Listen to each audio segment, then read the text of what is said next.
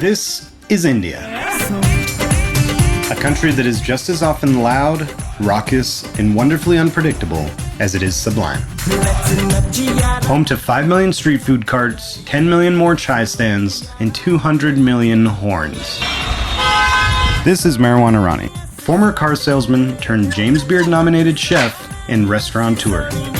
This year he decided it was time to bring his Carolina boys to India. James Grogan, chef at Chai Pani Asheville and Indian neophyte. Daniel Peach, chef of Chai Pani Decatur and the Hindi-speaking veteran.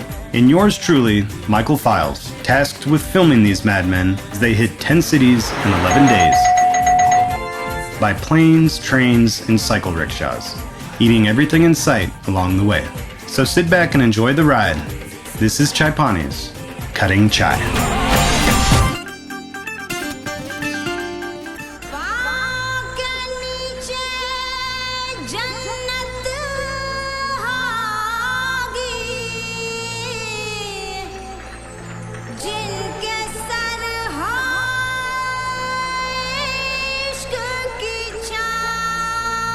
Mumbai, 7 a.m.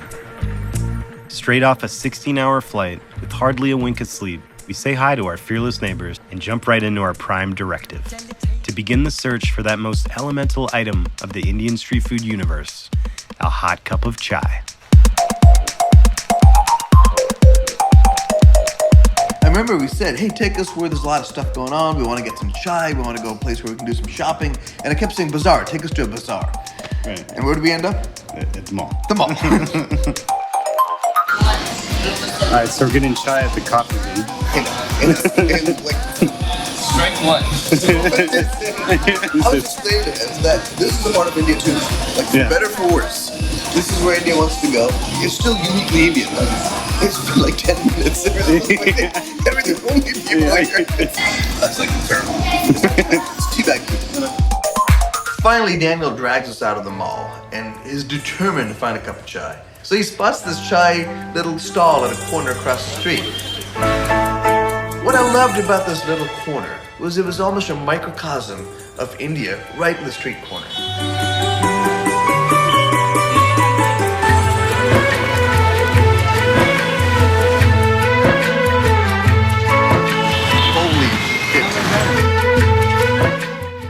When I look back to that trip, I remember the taste of that chai at that street corner. Like, when I really think of all the chai I remember tasting, I still distinctly taste that. Because that was essentially the first actual street chai we had. And we were eager for like our first taste of the street.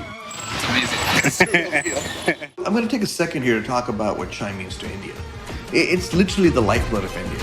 Every important moment of the day, every passing of moments in the day are punctuated by chai.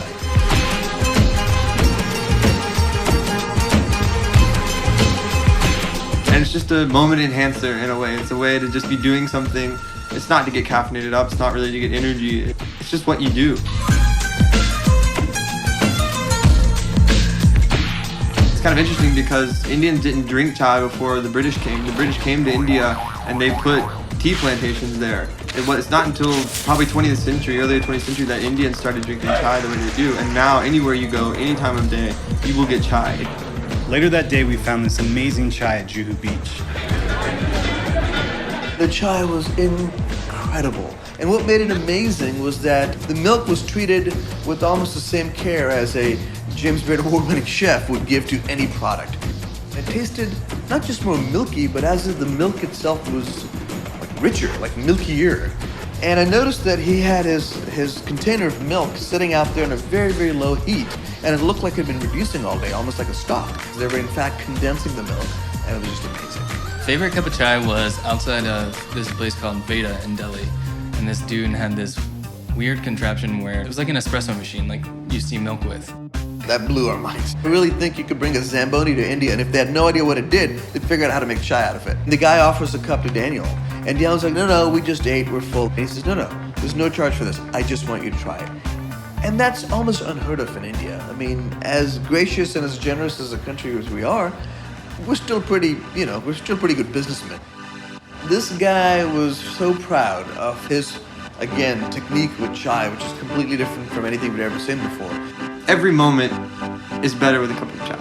And there's something about if you're with someone, especially if you don't know them very well, and you're sharing the same drink and tasting the same thing, you almost connect on this level of we're experiencing the same thing, and it brings people together. When I look back, I remember that those guys that serve us chai were also drinking chai with us. Right. I mean, that's what's amazing about chai. It's not just something that somebody would sell you, or you buy from someone. It's like you join people in chai.